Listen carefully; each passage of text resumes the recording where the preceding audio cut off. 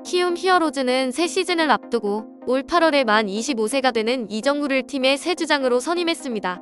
메이저리그 진출 공식 선언 이후 주장에까지 임명되면서 그에게 2023년은 그 어느 때보다 중요한 해가 될 전망인데요. 이미 메인 페이지에 이정후의 소식을 띄웠던 메이저리그에서는 출중한 실력뿐만 아니라 나이를 중시하는 한국 문화에서 리더 역할까지 해낼 그에게 감탄하며 들뜬 마음을 감추지 못하고 있는데요. 미국 야구 통계 매체 팬그래프는 선수를 평가하는 20-80 스케일에서 이미 올스타급에 달하는 60점을 이정후 선수의 콘택트, 주루, 수비 점수로 일찌감치 매겨 놓았습니다. 메이저리그에서도 나에 대한 평가는 끝났다고 생각한다며 이정후 본인조차도 미국 무대 도전에 자신만만한 모습을 보이는데요. 하지만 통산 타율 3할 4푼 1리에 달하는 천재 타자도 유난히 공략하기 어려운 천적이 있습니다. 오늘은 예비 메이저리거 이정후 선수와 그에게 징크스를 넘어 공포였던 천적들 얘기를 전해드릴게요. 그 전에 잠시 시간 내주셔서 저희 일상일보 구독 설정 부탁드릴게요. 때는 바야흐로 2019년. 시즌이 끝난 후 팬투표로 선정된 몇 명의 선수들이 성탄 특집 방송의 한 토크쇼에 출연했습니다. 이 방송에서는 선수들의 재치 있는 입담과 함께 간단한 게임도 곁들여져 의외의 웃음 포인트들이 꽤나 포착되었습니다. 그중 화제의 명장면 중 하나는 양현종 선수와 이정후 선수의 고요 속의 외침이었는데요. 서로 소리를 들을 수 없게 헤드폰을 착용한 채 입 모양과 제스처만으로 퀴즈를 내고 맞추는 게임이었죠. 보는 사람만 답답해서 미칠 지경이던 그때 제시어 노이트 노런을 양현종 선수가 설명하고 이를 이정후 선수가 맞춰야 하는 상황이 있었습니다. 안타가 없어란 설명만 되풀이되는 상황에 이정후 선수는 뜬금없이 레일리라 연신 대답하는 뚱딴지 같은 상황이 연출되었는데요. 이정후가 외친 레일리는 2015년부터 2019년까지 롯데에서 활약한 좌완 투수 브룩스 레일리를 뜻합니다. 한국에서의 활약을 발판으로 다시 미국으로 건너간 역수출 성공 사례 중 하나로 꼽히고 있죠. 이정후는 17번의 타석에서 레일리를 상대해 15타수 무안타 2사 4구 6탈 3진으로 꽁꽁 묶였던 트라우마가 있습니다. 경기당 멀티히트를 기록하지 못하면 통산 타율이 내려갈 정도의 타격 기계인 그가 단 한 번도 안타를 치지 못한 상대가 있다니요. 그래서 그도 모르게 안타가 없어란 설명에 마치 조건 반사마냥 레일리에겐 도관에 든 쥐꼬리였던 자신을 떠올리며 레일리라 답했던 것이죠. 심지어 2019년에는 레일리가 등판하는 경기마다 감독의 지시로 선발 출장조차 하지 못했기 때문에 두 선수 간 맞대결은 단 한 차례도 치러지지 않았습니다. 당시 이정후는 상대 투수가 레일리라도 무조건 경기에 나가겠다고 했지만 감독이었던 장정석 현기야 단장은 충격적인 데이터를 이정후에게 직접 보여주며 그를 벤치에 앉혔는데요. 이정후가 레일리를 상대한 경기 이후에는 그 충격으로 약 7경기에서 10경기 동안 타격 성적이 바닥을 찍었던 것이죠. 팀 입장에서는 1년에 레일리를 많이 만나봤자 5번 정도인데 차라리 그때 휴식을 취하고 다음 경기에 지장을 주지 않는 게 나을 거란 판단이었습니다.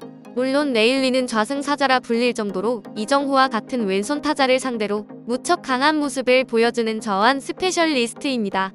이정후의 15타수 무안타가 결코 굴욕이 아니었음을 2020년 메이저리그 복귀 이후에도 잘 보여주고 있죠.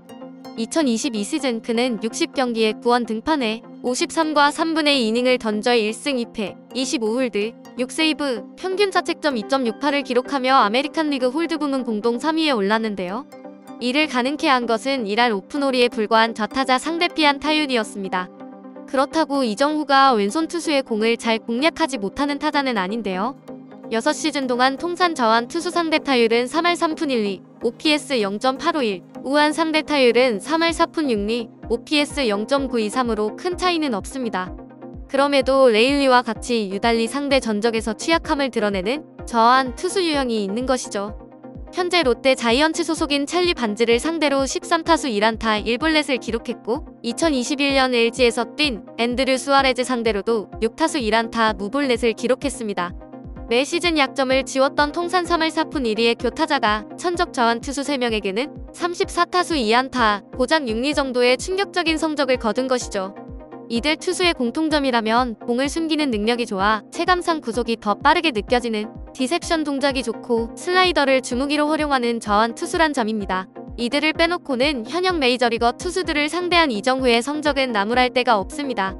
오히려 이 점에 주목하여 이정후의 메이저리그 성공 가능성을 더 높게 평가하고 있는데요. KBO를 거쳐 미국으로 건너간 메릴 켈리와 크리스 플렉센은 지난 시즌 미국 무대에서도 준수한 활약을 펼친 투수들입니다. 메릴 켈리는 애리조나의 선발 투수로 13승 8패, 방어율 3.37을 기록했고, 크리스 플렉센은 시애틀에서 선발과 불펜을 오가며 8승 9패 2세이브, 방어율 3.73을 기록했습니다. KBO 시절 이정우는 이들을 상대로 18타수 8안타에 2루타도 3개를 때려냈죠. 그리고 다가올 시즌 오클랜드 선발 로테이션 한 자리를 맡게 돼 NC 출신의 루친스키에게도 39타수 13안타, 2루타 4개, 3루타 1개를 뽑아내며 메이저리그 수준으로 인정받은 그들의 한국 커리어에 꽤나 큰 흠집을 낸 셈이죠. 이뿐만이 아닙니다.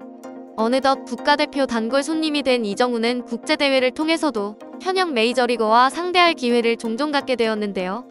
도쿄 올림픽에서 한국 대표팀을 상대했던 선발 투수 조 라이언과 닉 마르티네스가 대표적입니다. 조 라이언은 미네소타 선발 투수로 지난 시즌 13승 8패, 방어율 3.55를 기록했고, 닉 마르티네스는 샌디에이고에서 선발과 불펜을 오가며 4승 4패 8세이브 8홀드, 방어율 3.47을 기록했는데요. 이들이 각각 준결승과 예선에서 한국전 선발 투수들이었고, 이정우는 조 라이언에게 2타수 1안타, 닉 마르티네스에게 2타수 2안타를 뽑아냈죠. 하지만 앞서 언급했던 저한 투수 3명 중 레일리를 제외하고는 찰스 반즈, 앤드류 수아레즈 모두 이정우가 소위 똑같했던 선수들의 명성에는 한참 모자라는 인물들인데요. 반즈는 MLB 통산 승수 없이 3패만 떠안고 방출된 선수이고, 올 시즌 일본으로 건너간 수아레즈는 부진으로 재계약에 성공하지 못하고 현재 소속팀이 없는 상태입니다. 아무리 다른 투수들에게 정상급 성적을 올렸다고는 해도 약점이 금세 들통난다면 이를 집요하게 파고들 분석력과 선수풀이 넘쳐나는 곳 또한 메이저리그이기도 하기에 이정우 선수의 절치부심이 필요한 상황인데요. 여태껏 그가 보여준 꾸준한 성장을 올 시즌에도 보여주기만 한다면 현재 흘러가는 분위기는 이정우의 대박 계약에 긍정적인 것으로 보입니다. 이정우의 미국 진출 목표 시기인 2023 시즌 후 메이저리그 FA 시장에선 딱히 쓸만한 외야수가 보이지 않고 과거보다 좌타 외야수 공급 부족 현상이 심각하기 때문이죠. 보스턴이 올해 30살의 일본 우투좌타 외야수 요시다에게 9천만 달러 계약을 안겨준 것도 이와 무관하지 않습니다. 다만 요시다는 타격에 비해 수비가 약하다는 평가를 받고 있는데요. 이정우는 외야 전 포지션을 소화할 수 있으면서도 2024 시즌이 돼도 26세밖에 되지 않기에 메이저리그 각 구단에서 체감하는 리스크는 훨씬 적다는 것이 대다수 여론입니다. 다가올 시즌에도 한층 더 무결점의 사나이로 성장하여 메이저리그 대박 계약을 체결하고 레일리가 한 살이라도 젊을 때 두 선수들 간의 진검승부를 다시 볼 수 있었으면 좋겠네요. 오늘의 일상일보는 여기까지입니다. 구독, 좋아요 부탁드리고요. 시청해주셔서 감사합니다.